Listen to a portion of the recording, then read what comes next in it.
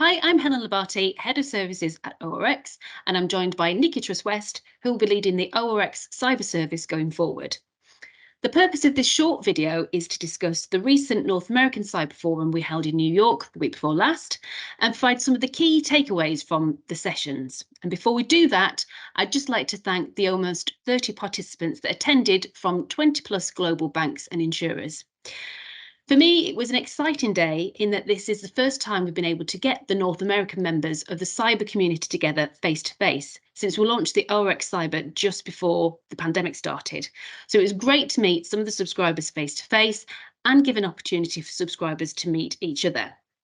So turning to what we covered on the day, firstly, some key themes regarding the cyber service and key risks facing the industry. So we heard a clear message from our subscribers around the value of the network coming together face to face. It was a unique opportunity for second line cyber risk professionals to come together in a forum designed specifically for second line. And some of the key topics our subscribers want to explore or called out as key topics for the industry included cloud. And they highlighted some of the challenges with data privacy and resilience, particularly with large third party service providers. And that association with concentration risk. And also the point that as a lot of these third parties are unregulated, there is that feeling of regulation by proxy. Unsurprisingly, third party was another key topic that keeps coming up and is clearly a concern across the industry. One of the takeaways was the feeling that third parties are often the weak link in the control environment, and events like the MoveIt vulnerability can have a huge knock-on effect. And we'll be considering how we can factor more focus on this topic as part of the service and clear need for the industry to share information to improve this area. Quantification, I think is fair to say that there isn't a consensus on cyber risk quantification, similar to what we heard in Europe. And some subscribers were using the FAIR methodology and others have moved away from this. But there is that real clear view that an approach is needed before something externally is imposed. Additionally, being able to create meaningful risk appetite was discussed, and obviously there's that clear connection with quantification there. Resilience, as mentioned, resilience is a key concern for most firms. There was some discussion of helping the business to understand some of the technical dependencies for critical business services. And using the example of ransomware scenarios, firms talked about exercises with the business to explore the situation when an external service provider is unavailable. So potentially having two vendors in place is a better strategy in the long run. And where this isn't possible, then enhanced engagement and scrutiny is needed, and that conscious risk acceptance. So another topic of the forum was artificial intelligence. So Nikki, do you want to pull out your key takeaways? Absolutely. Thanks, Helen. So in this session, we had a really insightful presentation delivered by Rich Eisenberg from McKinsey. And this was on the key challenges surrounding the adoption of AI and the optimum response to those challenges. The slides from that session have been distributed to the attendees of the forum. There was some discussion around what the key risks associated with AI are, and aside from data privacy, this includes things like unintended consequences. So that is a disparity between the desired behavior and the actual outcomes of a model, especially since establishing testing requirements for these types of models is really challenging. And also explainability. There was a comment that lots of people are asking questions about the explainability of the outputs of these models, but perhaps worryingly, not having the answers doesn't seem to be slowing anybody down. Getting involved as early as possible in the development of models can help mitigate this risk. And perhaps, unlike the tech industry, risk managers within financial services are potentially in a better position to be able to set limits for model developers. Another key takeaway from the session was that appropriate governance of use cases is absolutely essential, including the roles and responsibilities. Understanding the specific risks associated with each use case will help in developing appropriate controls. Often risks can be heightened when non-specialist users are sort of dabbling in the use of external Gen AI tools, for example. As opposed to when you have a use case that's very carefully scoped out and performed by a data scientist.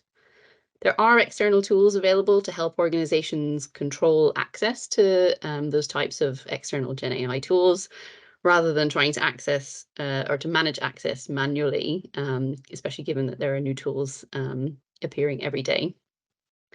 Other points of best practice mentioned included developing resources that are specific to Gen AI, such as training modules for the wider organization and specific policies for Gen AI, or adding chapters within existing acceptable use policies, with the caveat that any such policy will need to be reviewed and updated frequently in light of the rapidly developing environment. In comparison to the European Cyber Forum we held earlier in the year, there seemed to be potentially less discussion on the benefits of adoption of AI technologies, with the focus in North America being firmly on the associated risks. Great, thanks, Nikki. We also held 3 breakout sessions where attendees could choose a topic to join a smaller discussion with their peers. Yeah, so the first of these sessions focused on cyber risk and operating model collaboration. Participants commented that greater clarity on roles and responsibilities and their scope would be beneficial, especially given the interconnectedness between risk types. So there's a need to establish a better connection to op risk. As one example, there was a recognition of the challenges within the RCSA process. So established methods for op risk often don't work quite as well within the cyberspace. There was a discussion on the potential to create a common lexicon or common framework for op risk and cyber risk that is meaningful for both the first and second line of defense. Great. And another topic we discussed was third party. This group called out that third party risk was their number 1 risk concern. It was deemed as the weak link in the risk environment for cyber, with added complexity given the stance of their risk is our risk. And we talked a lot about data privacy being a driver associated with third-party risk, and that more focus was needed on data privacy and management associated with any given third party. Some discussed the concept of ensuring robust data inventories were in place for what data was being shared with third parties, and a real clear focus on key controls associated with third parties was needed. And some discussed how they were taking the opportunity to review contracts to ensure that the data privacy and management was covered sufficiently. Thanks, Helen. And then the final topic we covered was that of data and metrics. A lot of points in this session echoed what we heard in London in July. So first and foremost, that access to high quality data is still a key challenge. Roles and responsibilities are still unclear in some cases. For example, who owns the data and the metrics? Is it the first line or is it the second line? Participants also commented that creating metrics is easy, but establishing the right metrics, where they should be reported, and if and how they should be aggregated, these are all still open questions. Some attendees commented that the ultimate goal for having such metrics, or the holy grail, is the effective quantification of cyber risk, so putting a dollar value on your risk exposure. Great, thanks, Nikki. And overall, a really interesting day. Lots of discussion and debate, and clear value of bringing the subscribers together face to face. We'll also further discuss some of the themes from both of this year's Cyber Forums and our most recent ORX News podcast, so look out for that. And we'll also be taking a number of these topics forward as part of the ORX cyber activity. Thank you very much for watching, and goodbye.